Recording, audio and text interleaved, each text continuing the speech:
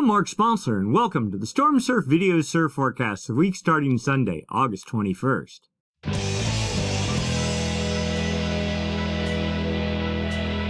Stormsurf, waves, weather, buoys, altimetry, snow, temperatures, El Nino, weather analysis, essential data for outdoor people, all the time, no hype. Be sure and smash the like and subscribe button. You'll get automatic notifications when we post the video. Also, note, next week there will not be a video. We're taking a little bit of time off, but we'll be back the week after that. And more details about the evolving La Nina situation will be presented then. All right, let's get to work.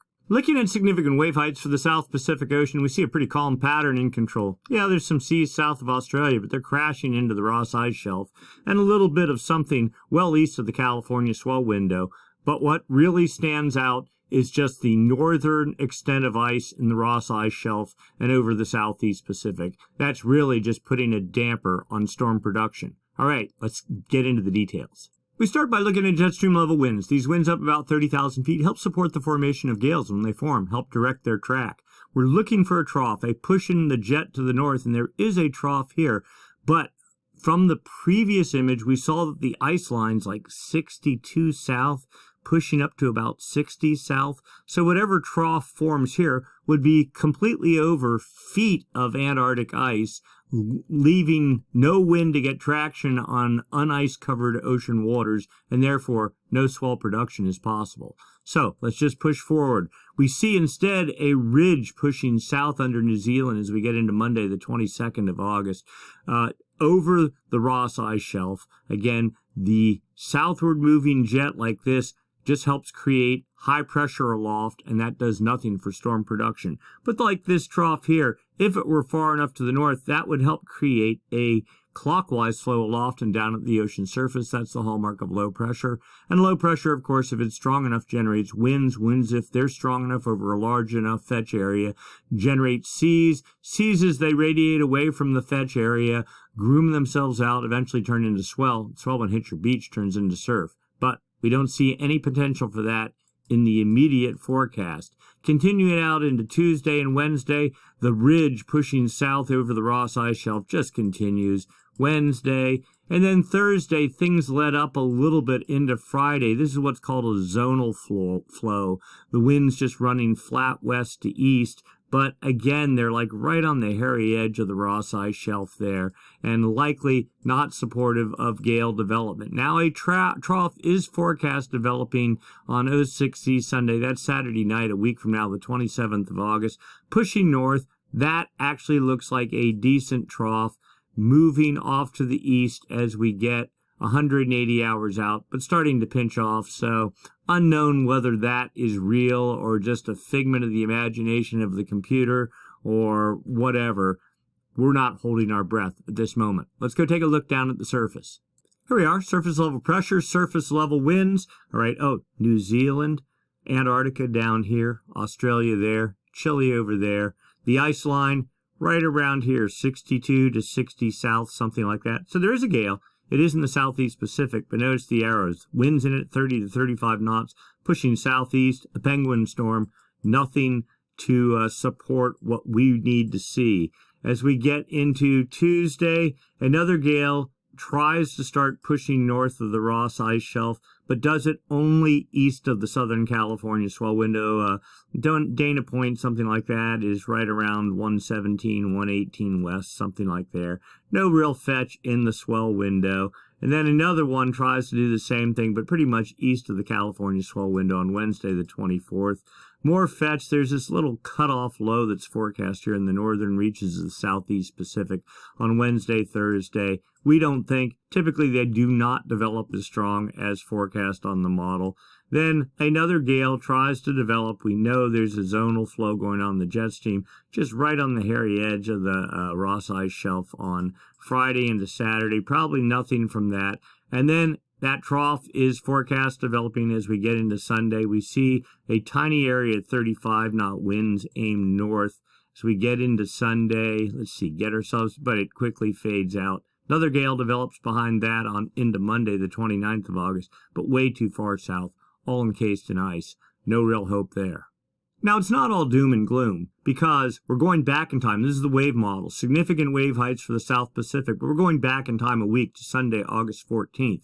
So when we were making the video last week, there was a gale pushing under New Zealand with 32, probably 33-foot seas right here, aimed pretty well off to the northeast and lifting northeast. Swell from this system has just started hitting Hawaii today. Decent-sized sets overhead, a foot or two at best spots on the bigger sets, so not a bad deal. That swell, and look, there was a little tiny secondary fetch that developed behind that with 27.3-foot seas. The highest seas down here over the whole domain are indicated with their coordinates, and then the max wind speeds wherever they are on this domain, in this case 39.9 knot waves, right at about the, winds, right at about the same place there. So secondary fetch also evolved, but then quickly faded out. Swell from this system, as we said, is hitting Hawaii and bound for California about the early part of the work week. So something to look forward to. Beyond that, though, another system did develop over the central South Pacific on Thursday with 29-foot seas, just barely making it to 30 feet on Thursday, the 18th of August, and then faded from there. Swell from that system as well is pushing north, more south-angled, and it sort of hung around into Saturday before it finally faded Saturday afternoon. So swell from that system also pushing north. It'll take it about a week to get up into Southern California, something like that. So maybe late in the work week, early part of next weekend, swell again. So there is swell coming, just looking out beyond that, probably not so much. Let's take a look. But before we do that, one quick look up north, and we're going back in time again. Thursday, the 18th of August, a tiny little gale developed over the North Dateline region. Tiny is the operative word, 24-foot seas, aimed off to the east, too far away from the U.S. West Coast, and there's some wind swell expected in this area whenever whatever swell comes from that arrives. So probably nothing noticeable in California. But for Hawaii, tiny little background swell expected in, I think it's on Tuesday and Wednesday. We're talking, waist high or something like that. Nothing more, and nothing forecast for the North Pacific beyond that. And then looking at the South Pacific sea height forecast, again, there's our ice. We're just looking for any seas, we'll say 27 feet or higher, aimed off to the northeast. We're into already Thursday. There's that little cutoff low with 20, 22, 25-foot seas. We don't expect even that to develop. And then you see little bits of energy way down south, all of it aimed off to the east. Probably no swell to result from that. And then finally, our little gale forecast, let's go back just a frame or two, on Sunday, the 28th of August. Our confidence in this developing are about 0. We don't trust the models even maybe more than 4 days out, something like that. But something to watch, maybe some remote hope, but that's probably more wishful thinking. Next up, checking for wind swell. California here, Hawaii here. Generalized high pressure in this area, but notice low pressure in the Gulf of Alaska. Not enough to really generate any meaningful even wind swell. 20 or 25 knot winds. That, before any swell from that reaches to Hawaii, it'll all decay. Same thing for California. That's 1,000 miles, well, more than that, probably 1,500 and 1,800 nautical miles away from California. So no real hope there. Light wind regime for the most part as we get into Monday for California. Light trades for the Hawaiian Islands, typical of this time of year. Then on Tuesday, the northwest wind machine, high pressure starts building. Low pressure here, high pressure here. Starts pushing a little bit of a gradient, 20-knot north winds. Maybe by we get into Wednesday, then the typical summertime pressure gradient develops over Cape Mendocino, 25-knot north winds. Good to maybe produce some wind swell down into North and Central California. Light trades for the Hawaiian Islands. So we get into Thursday, even that gradient kind of weakens and fades out. Maybe there'll be some minimal, thigh-high wind swell or something down in San Francisco from that fetch. Friday, again, the gradient tries to reestablish, but not really. 20, 25 knot winds, some wind swell to result. Trades try to pick up for the Hawaiian Islands a little bit. Then finally on Saturday, real 25 to 30 knot north winds along Cape Mendocino, and a rather light wind regime forecast from, we'll say, Bodega Bay southward. So some maybe cleanish wind swell from that. And then Sunday, more of the same. High, getting stronger. You can see the isobars here, ridging into the coast, producing that gradient and northwest winds.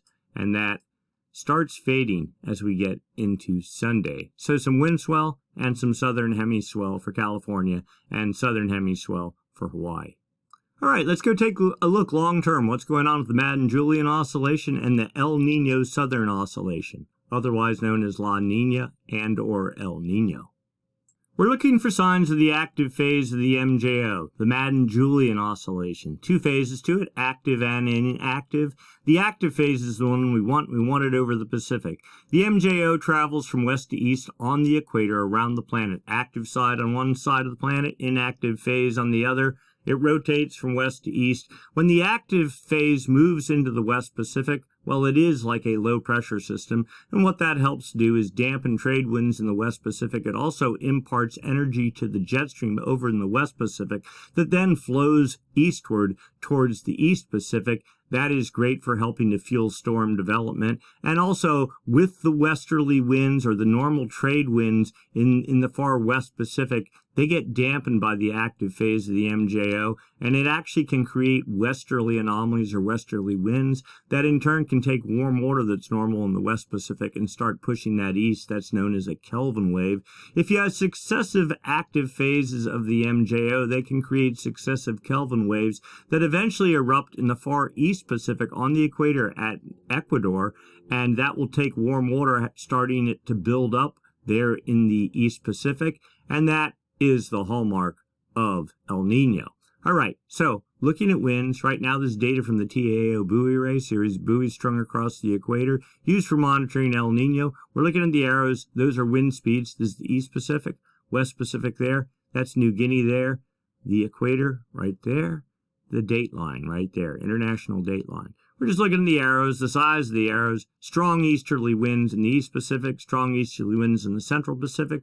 But here in the all-important Kelvin wave generation area, when the active phase moves over this part of the Pacific, this is where it imparts energy to the jet stream.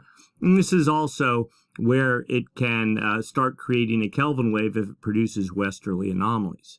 Anyway, winds pretty light over in the Kelvin wave generation area, especially for the past couple of months. That's a good sign. But it's not the actual wind speeds, it's the anomalies, difference from normal for this time of year. These strong east anomalies, you look at these arrows, well, compared to normal, they're just a little bit stronger out of the east, so not too bad. In the Central Pacific, pretty much the same deal. And in the West Pacific, pretty much neutral. That's a good sign. Maybe not the sign of the active phase of the MJO, but not a roaring inactive phase either. So what's the forecast for the next week? This is a chart, zonal wind anomalies, 850 millibars up about 4,700 feet. All right, this is the whole planet. All it does is show, are the winds blowing harder or stronger out of the east or the west compared to normal. The blues are stronger out of the east. Typically, you can equate that with La Nina or the inactive phase of the MJO, especially when you see blues over, well, from July 22nd through till the end of August. That's certainly a La Nina sign. The reds and yellows, westerly anomalies, what we would typically equate with the active phase of the MJO. Let's get ourselves oriented. The date line right up the middle of the chart here. All right, the far West Pacific starts about 135 east, so right about there. And the Kelvin wave generation area ends just east of the date line, 170 west. So the area, and this is past performance here. Lots of easterly anomalies on the date line. One can pretty safely attribute that to La Nina. And looking forward to this area right in here, well, it looks like more of the same, building easterly anomalies. So not a great pattern. This is only for the next week, though. Not too bad. We can live with that. Let's look further out. Outgoing long wave radiation forecast. All right, we talked about the active phase of the MJO being a low pressure system. Low pressure systems produce clouds. All this chart is doing is indicating, is there more sunlight bouncing off the ocean surface? If it is, that means there's no clouds. Okay, that would typically be high pressure. All right, we see these yellows and oranges, positive anomalies. So that probably means, oh, and let's get ourselves oriented. Equator right there. South America, Central America, Hawaii, New Guinea, Australia. Dateline right there. Kelvin wave generation area right in there. With positive anomalies, cloud-free skies, one can safely assume that's the inactive phase of the MJO. This is the statistic model looking 5, 10, 15 days out. Pretty much the same thing, so no real change for the next 2 weeks. The dynamic model's a little bit more sensitive and suggests the inactive phase building 5 to 10 days out, but then crashing with the active phase, these blue anomalies, more clouds, starting to work themselves into the Kelvin wave generation area. Maybe that's a good sign.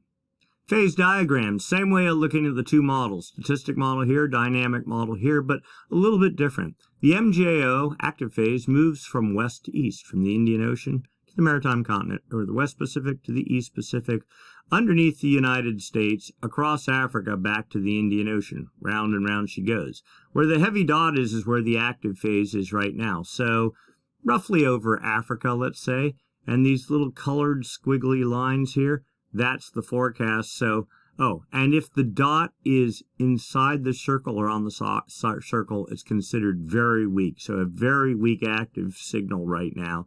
Moving to the central Indian Ocean 2 weeks from now, and is still, again, very weak. The dynamic model now paints a little bit rosier picture. The active phase getting strong over Africa, racing across the Indian Ocean, trying to make it to the Maritime Continent. That'd be roughly Bali and the islands there, Sumatra, that whole thing. But getting weaker. Still, we really need something here in the West Pacific and up in this region. No sign of that for the next 2 weeks. Let's look further out. Here's the upper level model, showing areas favorable for precipitation. The greens favorable, the yellows and oranges dry air. So there is South America, Central America, the equator right there, dateline roughly there, New Guinea, Philippines, Kelvin wave generation area right about there. The yellows, dry air, the greens, wet air, inactive phase of the MJO, active phase of the MJO.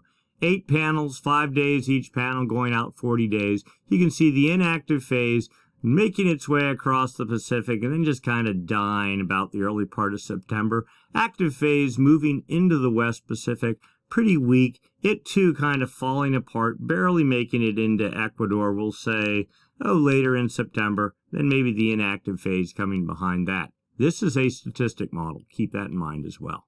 All right.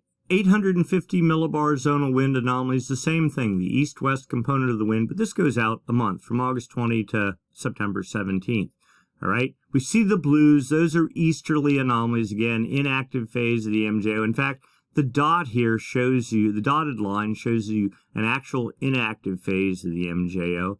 Right here, the solid contour, active phase of the MJO right now, and you can see the reds, westerly anomalies, making it to about 150, 150 east, about halfway through the Kelvin wave generation area, just like 2 days ago, and then moving, for the most part, out of the Kelvin wave generation area. The dotted contour, so now here's today, or the 20th of August, inactive phase of the MJO making its way into the Pacific, peaking out somewhere about, we'll say, the first week of September with some pretty strong easterly anomalies. Then forecast slowly moderating, but still in play as we get midway into September, but with a very strong, very cohesive active phase of the MJO, now not in the Pacific. The Pacific starts at 135 east, so right about there, but poised to make an entrance into the Pacific. This is something worth keeping in mind. So then we go out 3 months, and yes, I know, I don't believe a model going out 4 days, much less 3 months, but this model actually does a reasonably good job. The CFS model, 850 millibar zonal wind anomalies, again, the east-west component of the wind, all right, and the forecast is up top. What has happened is down here. What you do, and let's get ourselves oriented. Dateline right there, that's the important part. The far west Pacific, right around there, 135 east. What you notice? Westerly anomalies forecast building into the West Pacific starting about mid-September, and easterly anomalies shifting steadily. Well, the dateline is right there, so to the dateline and maybe even east of the dateline as we get deeper into the fall. let's overlay the MJO pattern to start with. All right, so here's our current active phase, all but fading out. Here's the dotted contour is the inactive phase of the MJO. We know it's just about ready to start building in the West Pacific. This run of the model actually makes it look much less potent than it was even yesterday or a week or 2 or 4 weeks ago. So this is a good sign. Hopefully this holds in the next run of the model. But the inactive phase setting up over the Kelvin wave generation area into about, well, right here, about, we'll call it mid-September, September 14th. But at that time, the active phase of the MJO starts setting up. That strong active phase we saw over the maritime continent seeping into the West Pacific. And look at this. Normally, the MJO takes about a month, maybe 5 weeks to traverse the Pacific. But this one is hanging in some fashion over the dateline until November 17th. So almost, September to October to November, so almost over 2 months. That's a good sign. And dragging westerly anomalies with it and really cutting a hole out of the easterly anomalies pattern that's been in play for 2.5 years now. This is key because this, at least it makes it look like this is the start, perhaps, of the decline of La Nina. Yes, NOAA has been saying three-peat of La Nina and acting as if La Nina will totally dominate this entire winter. But we have data from NOAA, their own models that suggest, well, maybe not so much. It's going to make, La Nina right now is trying to make its last stand, and we don't think it's going to last particularly too long. More details coming up in just a minute. All right, so what's going on in the ocean now? We're going down into the ocean. El Nino, La Nina, they are a coupling of the atmosphere and the ocean. When the ocean and the atmosphere are coupled, they reinforce each other, and they push the El Nino, La Nina cycle to the extremes, either in the El Nino mode or in the La Nina mode. We've been in the extreme La Nina mode for 2.5 years now. The ocean, cold, reinforcing cloudless, high pressure over the North and South Pacific for 2 years now. They are reinforcing themselves, but at some point that reinforcement has to break. Something has to give. Let's examine what's happening in the Pacific down at depth. This is the West Pacific here. This is the East Pacific here. Data from the TAO buoy array, series of buoys strung across the equator used for monitoring El Nino. These are the anchor lines on those buoys. The X's are the sensors on the anchor lines. The sensors collect data. They radio it up to a central processing facility that then uses a model to fill in the gaps between these anchor lines and get some sort of a view of where is the balance of warm and cold water. NOAA actually set this up trying to monitor Kelvin waves pushing across the Pacific as a result of the big El Nino in 82 and 83 that sort of caught everyone off guard. This was the early warning system and still in use and still functional today. All right, so we see 29-degree centigrade temperatures, making it to about 171 east. That's about where it was last week. The 28-degree isotherm at 180 west, same place it was last week. The 26-degree isotherm, somewhere around 52 or 53 west, that has actually moved off to the west a little bit. And the 24-degree isotherm, well, at one point it was the whole way into Ecuador. It is backtracking as well. This suggests cold water building at depth. But we don't have to guess. We can actually look at it. The anomalies, differences in normal, or differences from normal today. So we see, and we go down, really the Kelvin wave cycle goes down maybe 150 or 200 meters. We see warm water in the West Pacific, not particularly warm, at least according to this model, at only 1 degree, making it to, what is that? That is 160 west, so basically south of Hawaii. Cold water, this is the resurgence of La Nina, 3 degrees below normal from that point, pretty much south from here. This would be Hawaii, the whole way into Ecuador. The last fading remnants of our previous Kelvin wave dissipating off of Ecuador. So pretty cold right now in the Central Pacific. A cold upwelling phase is occurring. In fact, there's this other model that a little bit higher resolution, we think. It shows much warmer than normal water temperatures. 1, 2, 3, 4. we'll say 5, 1, 2, 3, 4, 5. So 3.5 degrees, almost 4 degrees above normal in the west, making it to 160 west, same place. And then cold water at 1, 2, 3, 4, 5. 1, 2, 3, 4, 5. So 3.5, 4 degrees below normal here. This typical brick wall, warm in the west, cold in the east. That's an upwelling phase. And it is not unusual to have that happen after a Kelvin wave impacts Ecuador, which has happened fairly recently. So that model we just looked at doesn't only use those temperature sensors that we saw. It also uses satellite data here. Now, this is not temperatures. This is the height of the ocean. The sphere of the ocean, is it higher or lower than normal? This is Chile, Peru, Central America. There's Baja there. Hawaii right there. The equator, the date line. New Guinea right there. Kelvin wave generation area in here. But this is, so if you have warm water at depth, it expands at depth down 150 meters. It's like 450 feet down in the ocean. It'll create a bump on the ocean surface. That's what we're seeing here. 15 centimeter, 20 centimeter anomalies, 25 there. So looks like trades pushing this way, taking warm water, pushing it all, and just it all balled up right there. At some point, the trades will weaken and all this warm water is going to flood east. But for right now we have 10, 15 centimeter below normal anomalies. Cold water at depth contracts. That'll create a divot on the ocean surface. And also, if you have strong easterly trades here, that'll scoop out some water too and push it all over here. Anyway, there's like a dam right here, and it's the trade winds holding the water in the warmer water in the West Pacific while upwelling occurs in the East Pacific. Ecuador is right there, by the way, too. So this is, and it's only, the only area that really matters is 5 degrees north and south of the equator. Kelvin waves push from the west here to the east, right in this little zone here, and then erupt off of Ecuador and start filling this area with warm water. We don't see any of that, though, at the moment. Upper ocean heat anomalies. This is the upper 300 meters of the ocean surface. Going back in time a year, West Pacific here, East Pacific here. Last August, September, October, we had this 1, 2, 3 cold upwelling phases that occurred in the East Pacific. We had a Kelvin wave.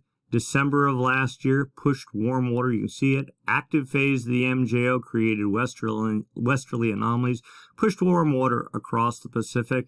Then in March, we had another upwelling phase, a single upwelling phase versus the 1, 2, 3 thing that happened there. Another Kelvin wave recently pushed its way across the Pacific. And now here we are in our upwelling phase. The coldest water's right there. And you see it actually pushing off to the east.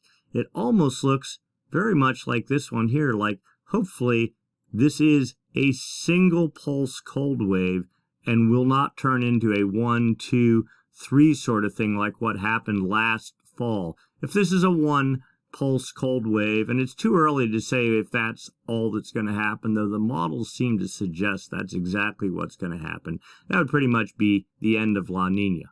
More coming. Upper ocean heat anomalies, painting the same picture. This goes back a year as well. The big 1, 2, 3. Oh, the blues are colder than normal waters. 1, 2, 3 cold pulse. Lot of volume of cold water. 1 Kelvin wave in February. Another little cold pulse this past spring. The most recent Kelvin wave. Here we are right now in our cold pulse. Stronger, at least according to this, than the previous cold pulse, but will we get into this multi-pronged cold pulse? Still unknown. All right, let's go take a look at surface water temperatures, a much different picture aloft than what's going on down underneath the ocean, but still relatively representative of the subsurface pattern. All right, let's get ourselves oriented. Chile, Peru, Central America, Hawaii right there. Now, the oranges and reds are warmer than normal waters. Oh, the equator, right there. The blues, colder than normal. You can see it's really plainly obvious. A lot of cold water. And this little thing, that's the same one. These images don't overlay exactly. We've had this building area of cold water in the past couple weeks right here. This is the evolution of this new cold pulse. And then the trade winds, which are blowing this way. High pressure here, high pressure down here, circulating in this direction. circulating this direction in the northern hemi, creating enhanced trades here, upwelling cold water, and we just know there's cold water at depth here anyway, and then the trades take it, drag it off to the west, and you get this sort of tail on it. Okay, still very much a La Nina signal. Cold water off of Chile, off of Peru, the whole way down 20 south and beyond, the whole way across the equator, filling just about the entire equatorial area, other than this little area right here, going out to about a point south of California. But even that is eroding. The trend for the past 7 days, well, this pretty much tells it too, and all we care about is the equator right there, 0. South America, Central America, Hawaii, New Guinea there, dateline right there. The official Kelvin wave generation area, the Nino, they call it the Nino 3, I'm sorry, the official El Nino monitoring region. The area from 120 west, just south of California, 5 degrees north and south of the equator, out to 170 west, so right in there.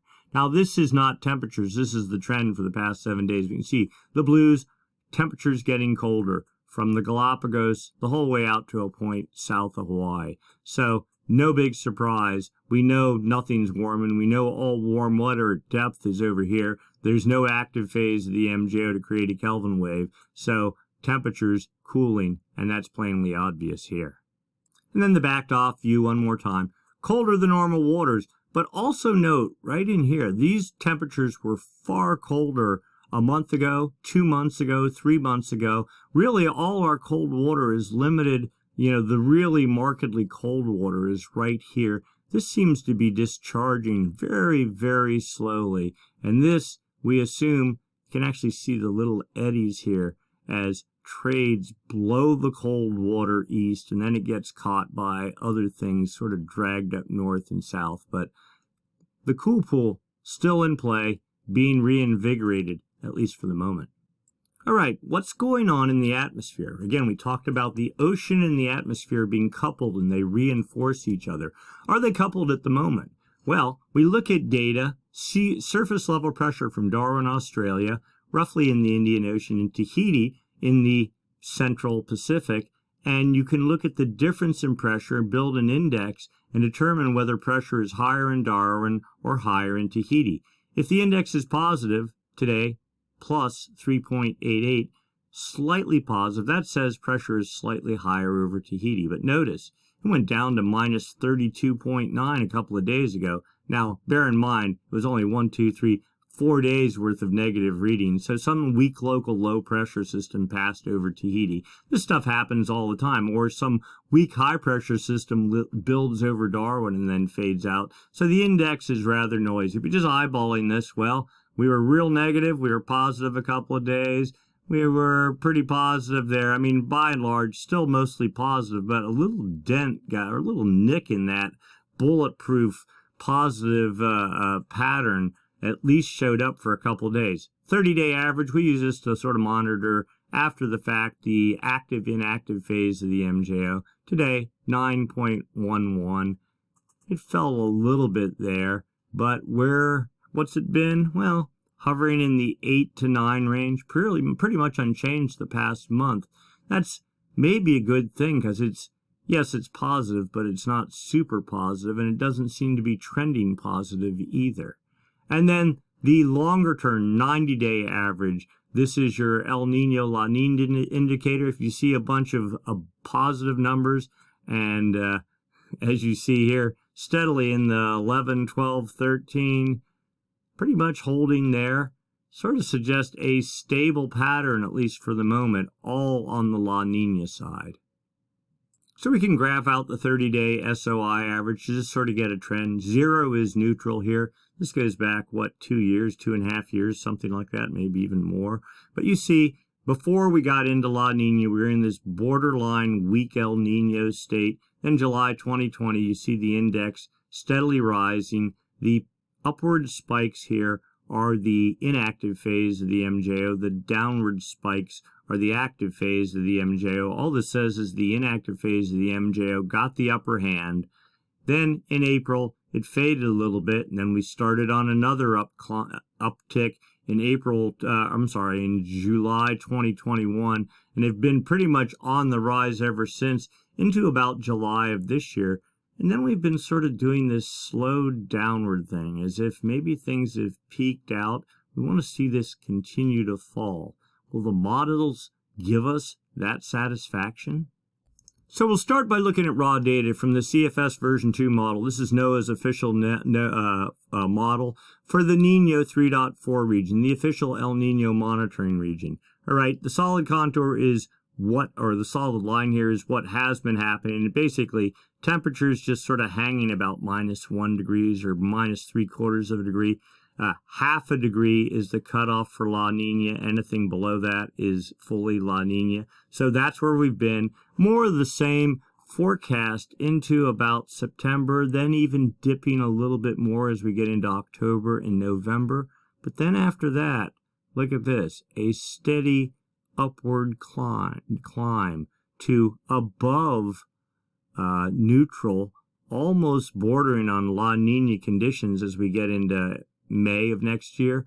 All right, but the trick here is, when do we go out of La Nina into neutral? And that, according to this, the raw data says maybe the first week in January, something like that. But this is biased cold. Here's the PDF corrected version of the model. It suggests temperatures pretty much just hovering right around 1 degree below normal into November, and then making the upward transition, pulling out of the La Nina range as we get into, again, about the first week in January, and then rising above that. People go, all right, so are you going to believe that? You're going to hang your hat on all that? Well, here is another bit of reinforcing good news. This is a model of all the models, all El Nino, La Nina models on the planet. Dynamic models here, you can see them all. Statistic models here. We're not going to, some of them are better than others. They all have their strengths and weaknesses. We're not going to get into this per se, but what we are going to do is, here's the raw data from those models, okay? 3 months at a time, but basically month by month. The average of the dynamic models, you can see negative numbers, eventually turning above the La Nina threshold. Half a degree is what it is below normal in December. This is December, January, February, but December. The statistic model is a little bit more not so positive, saying we don't move out of La Nina till January. Okay, so the difference is, or here, I'm sorry, actually it's right here. It is February. Now this is the average of all models. You look at this and they say, well, we're right on the hairy threshold as we get into December. By the time we get to January, we're in ENSO neutral by January. That suggests that things will start changing. And if anything, this is water temperatures. So the water temperatures, this is ocean surface temperatures in the Niño 3.4 region. They are driven by what's either happening under the ocean or by winds on top. So by the time they change, the thought is the atmosphere is probably playing a part in that, or at least very sensitive to it, and it in turn should be changing. So let's go look. So this is no different really than what we saw last week. You see, okay, this is September data, South America, Central America, the date line there, the equator there. The blue's colder than normal temperatures. The clear La Nina signature. As we get into November, that signature quickly eroding. And by December, this is mid-December, the La Nina signature almost gone. The thought being, if that's the case, the atmosphere is probably already changing in November, maybe even late in October, sensing what's going on. By the time we get to January, water temperatures should be normal. In fact, a little warming here out on the date line, but normal, neutral. That, in my mind, as we get into, we'll say February, somewhere in mid-February, should open the door for the jet stream to start falling further south in the northern hemisphere, promoting storm production, producing more swell, and then eventually rain, which has traditionally, or has the past 2 years, been like all north of a line right on the Oregon border and north of there, to start falling south down into Central California. Probably not Southern California, but at least into Central California. And then you get into February, and it's a dead neutral pattern. Neither El Nino nor La Nina. This is very good news. So the trick is right now, when will that transition happen? One, will it happen? Do you believe the model? Well, we're not just talking one model anymore. We're talking basically the summation of every model on the planet saying somewhere in the November, December-ish time frame, something is going to change. The CFS model clearly shows that as you get even into October, early November, atmospherically, west anomalies are to start building over into the Kelvin wave generation area. Now, we're not talking an El Nino type scenario, but just a return to normal, a giving us some hope that as we get into, well, let's say things will be dry. We'll say we aren't going to get any rain. We're not going to have a lot of storms in fall. Fall is probably going to be a bust, okay? But the flip side of that is as we get into later January, early part of February, and we've been sort of saying this for a couple of weeks now, is that something will change. There will be some sense that something changed in the atmosphere, and all of a sudden, we'll start getting surf. And rain will start creeping down south into California. And maybe as we get into later February and March, we could be in, hey, this is kind of setting up to be a nice semi-normal year. And the same thing, we could end up with a late season push as we get into March and April, with late season snowfall in the Sierra and a series of late swells. Now, granted, that is all rampant speculation, but it's based on not just the CFS model, but looking at all the models and the summation of all the data. It just sort of seems like you're not going to get a La Nina that lasts the whole way through this winter. And typically the transition period for a switch from a La Nina to an El Nino or even a neutral thing, that kind of happens in the late January, early February timeframe. And when it does, the change is real obvious in the atmosphere. It doesn't just like you don't know it. It's pretty obvious in the swell pattern and in the rain pattern when it happens. Now, still, that's 6 months off. It's a lot to buy into. I don't care how many models say it, but it is certainly a favorable outlook and something to look forward to.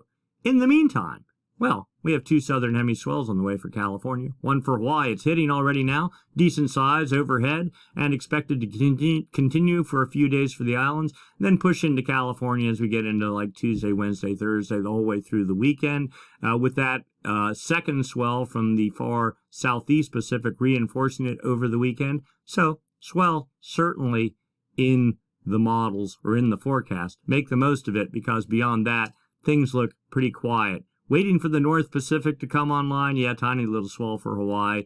Expected Tuesday, Wednesday, something like that. But nothing of any size and nothing for California. Wind swell, the only hope. So make the most of it while you can. And we'll keep our fingers crossed long term on the demise of La Nina.